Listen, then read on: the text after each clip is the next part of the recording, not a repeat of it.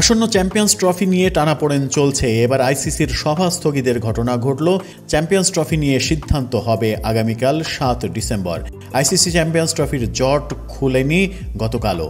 দুবাইয়ে এদিন ছিল আইসিসির বৈঠক। আশা করা হয়েছিল সেই বৈঠকেই চ্যাম্পিয়ন্স ট্রফি নিয়ে চূড়ান্ত একটা সিদ্ধান্ত আসবে।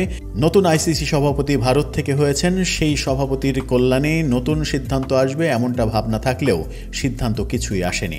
পাকিস্তান হাইব্রিড মডেলে চ্যাম্পিয়ন্স ট্রফি আয়োজন করতে রাজি। সেক্ষেত্রে আগামী কয়েক বছর ভারতে অনুষ্ঠেয় সব বৈশ্বিক টুর্নামেন্টও হাইব্রিড মডেলে করার শর্ত জুড়ে দিয়েছে পাকিস্তান ক্রিকেট বোর্ড, যে কারণে চ্যাম্পিয়ন্স ট্রফি নিয়ে চূড়ান্ত সিদ্ধান্তের আগেই স্থগিত হয়ে গেছে আইসিসির সভা। সবকিছু ঠিকঠাক থাকলে আগামীকাল 7 ডিসেম্বর আবার বৈঠকে বসবে আইসিসি, যেখানে চ্যাম্পিয়ন্স ট্রফি নিয়ে চূড়ান্ত সিদ্ধান্ত হতে পারে। তবে যেই সিদ্ধান্ত আসবে তাতে পাকিস্তানের চাওয়ার খুব একটা প্রতিফলন থাকবে বলে আপাত দৃষ্টে মনে হওয়ার কোনো কারণ নেই, কারণ ভারত এতটাই শক্তিশালী আইসিসিতে, তাদের সিদ্ধান্তের বাইরে অন্যান্য দেশগুলো যাবে না বলে স্বাভাবিকভাবে ধারণা করা যায়।